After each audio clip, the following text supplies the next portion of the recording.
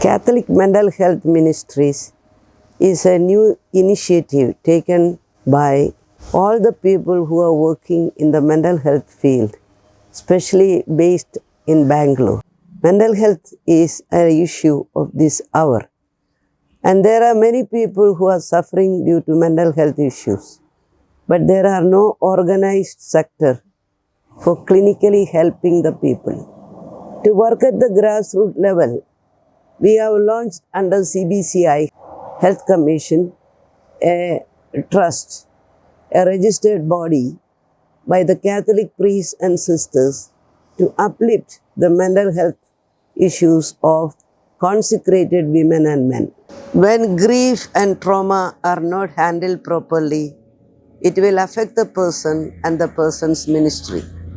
The person may not know or realize even that is the cause of her maladjustment. We have seen that many people changing their behavior pattern, their attitudes, and also their relationships are broken. People after retirement going into deep depressions without showing many clinical symptoms except for lack of interest in social life and lack of interest in any kind of involvements, including taking food, personal hygiene, and sleep patterns. The purpose of Catholic mental health ministries is mainly to give enough information regarding mental health issues and also to identify problem cases early enough so that we can give them professional help. Secondly, we want to accompany people in their crisis or in their grief by giving a secure environment and a support system.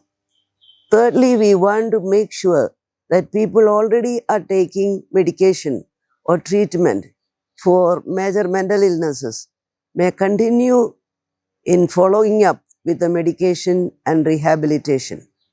All these together really involves much effort because of the stigma involved in mental health problems.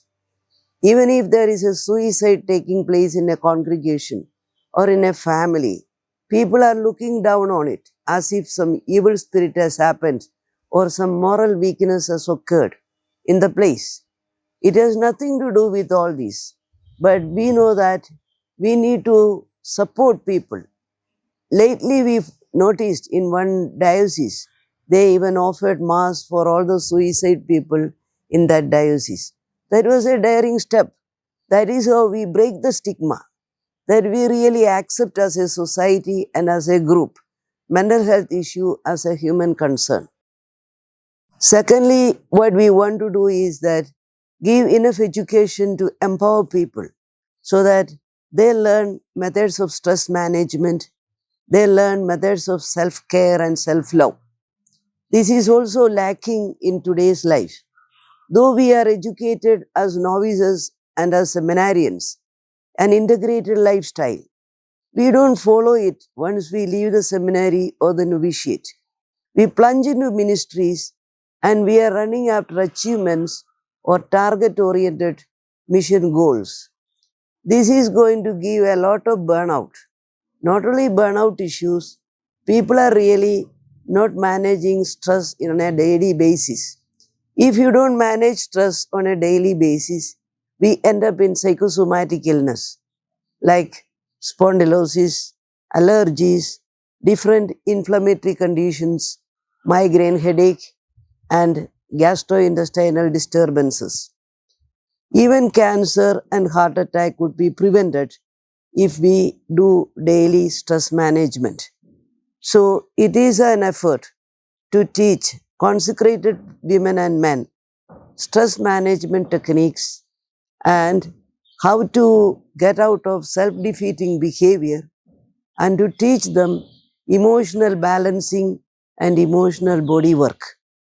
All these techniques are aimed at mental health promotion and prevention of mental illness and personality deterioration. When a person is having many choices for healthy living, they can really work on it and practice it and promote their own mental health.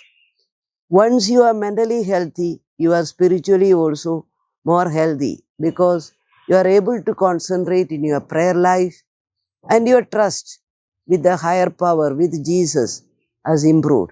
Your ability for intimacy is also improved, and your ability to empathize with others also will be increasing. All these together, we are promoting even a ministry based mental health training. We promote a ministry based mental health training because when you are healthy and happy and reasonably adjusted, your ministry will be more effective, and also your relationship with outside world will be more rewarding, and the others also experience a healing presence when they approach you, and your way of communication, your way of relating with others, your way of uh, delegating your roles with others, all these will be improving. When you are insecure, you will be hoarding things unnecessarily. You will be addicted to power and roles, and you may be compulsively controlling everyone, going into perfectionism or intolerance to people of different ideas and different opinions, and inability to relate with people of different personalities. So this is very challenging, that we really make person psycho-spiritually whole. Once a person is integrated with awareness, integrating all her values, needs, feelings, and priorities, she will be an adjusted, happy person, representing Christ to the world. To give Christ to the world is the biggest mission.